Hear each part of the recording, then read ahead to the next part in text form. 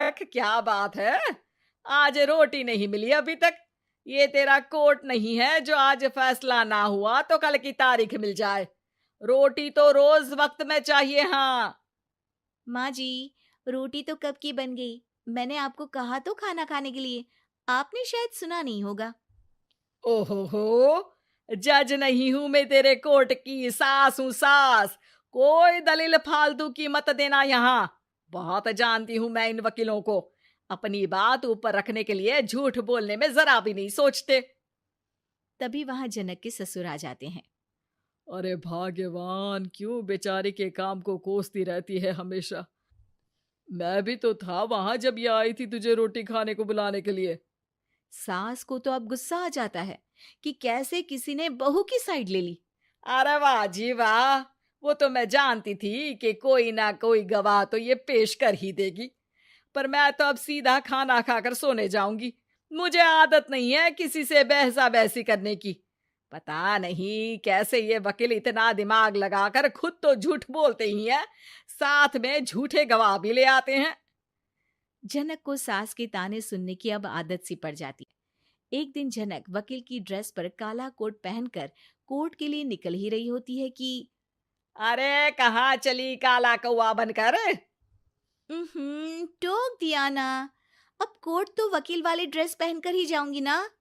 वाह भई वाह! दामिनी तो मैंने भी देखी है। सन्नी पाजी ने ऐसा ही कोट पहना था और कहा था कि तारीख पर तारीख, तारीख पर तारीख।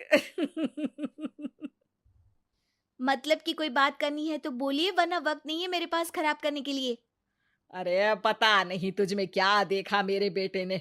सारा दिन वकीलों वाली बहस करती है, भोली भाली सास के साथ। अच्छा सुन, जो इतनी बहस मेरे आगे करती है ना, जरा अपने बॉस से कर ले, जो 1 साल भी ना हुए तेरी शादी को और काले कपड़े पहना दिए। अंदर जा और लाल कोट पहन कर आ। पता तो चले कि नई नवेली शादी हुई है। अरे माँ जी, कोर्ट में मेरा बॉस क्या करेगा? ये तो पूरे देश की ड्रेस है वकीलों के लिए। लेकिन सास तो ठहरी सास। अच्छा, तो कोई जरूरत नहीं है 2-4 साल कोर्ट जाने की। शादी थोड़ी पुरानी हो जाए तब इजाजत दे दूंगी मैं तुझे काले कपड़े पहनने की। अब क्या था, मन मारकर जनक को लाल रंग का कोट पहनकर कोर्ट जाना पड़ता है। उसके जाने के बाद आहा, बढ़िया, ये पूरे देश की ड्रेस की बात करने वाली।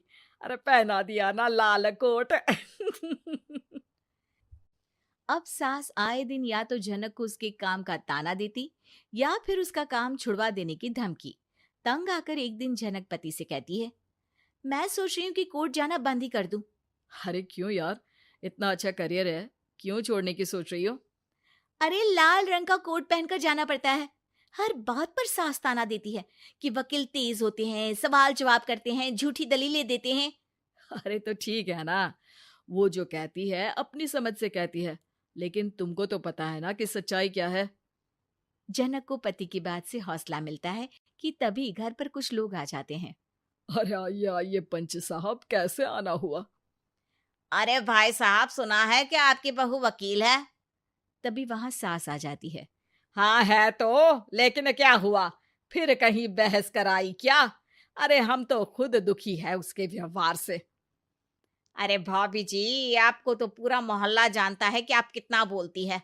फिर हम यहाँ बहू रानी की कोई शिकायत नहीं, बल्कि अपनी परेशानी लेकर आए हैं। ससुर जी खुश हो जाते हैं। हाँ हाँ, मैं भी बहू को बुलाता हूँ। जनक वहां आती है, सबको नमस्ते करके बैठ जाती है। बहू रानी, हमारे गांव में बड़ी मुसीबत आ गई है। अब तो पूरे गांव की जिम्मेदारी मानो तुम्हारे कंधों पर है। अरे ना ना, इससे तो घर की जिम्मेदारी पूरी नहीं होती। ये गांव की जिम्मेदारी क्या लेगी? भाभी जी, आप चुप हो जाओ। यहाँ पढ़े लिखे लोगों की बात हो रही है। आप जाओ, जरा रसोई से सबके लिए चाय लेकर आओ। मैं कॉफी लूंगी। हाँ हाँ, वकील साहिबा के लिए कॉफी। सास सर पैर सब पटक कर वहां से निकल जाती है। बहू, गांव में पानी नहीं आ रहा है। पड़ोसी राज्य ने हमारा पानी रोक रखा है। हम्म, इसका मामला तो बड़े कोर्ट में चलेगा पंच जी। लेकिन ऐसा क्यों? वो राज्य हम लोगों से पानी के पैसे मांग रहा है। अब आधे गांव में पानी की सप्लाई खत्म हो गई है बहू रानी। अच्छा पंच साहब, बात गांव की है तो मैं जरूर केस लड़ूंगी। यहाँ एक बार फिर सास की एंट्री हो जाती है।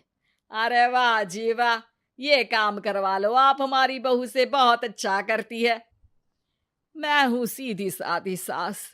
इस लड़की ने कैसे लड़ लड़ कर मुझे साइड कर रखा है, ये तो अब आपको पता चल ही जाएगा। अरे भाभी जी, आपकी आवाज तो पूरे गांव को सुनाई पड़ती है जब आप बहू रानी को सुंदर वचन सुना रही होती हैं। अरे वकील बहू मिली है, फक्र करो फक्र। हाँ जी हाँ, सारी फकर तो हम लोग ही करें। खैर, अब जो केस लड़ेगी और पानी गांव में आ जाता है तो पंच साहब लिख कर देना होगा कि हैंड पाइप में सबसे पहले मेरी बाल्टी और घड़ा भरेगा। अरे फिर तो हम बहू रानी के नाम पर घर पर ही सप्लाई दे देंगे, लेकिन ये इतना आसान नहीं है। बहू, गांव के पास अभी वकील करने की भी पैसे नहीं है तो। अरे पंच साहब, ये मेरे गांव का मामला है, मैं आपसे एक भी पैसा नहीं लूंगी। सास को बहू की बात पर गुस्सा आ जाता है, लेकिन सबके जाने के बाद झनक मन लगाकर गांव की परेशानियों को दूर करने में लग जाती है। और वो दिन भी आता है कि झनक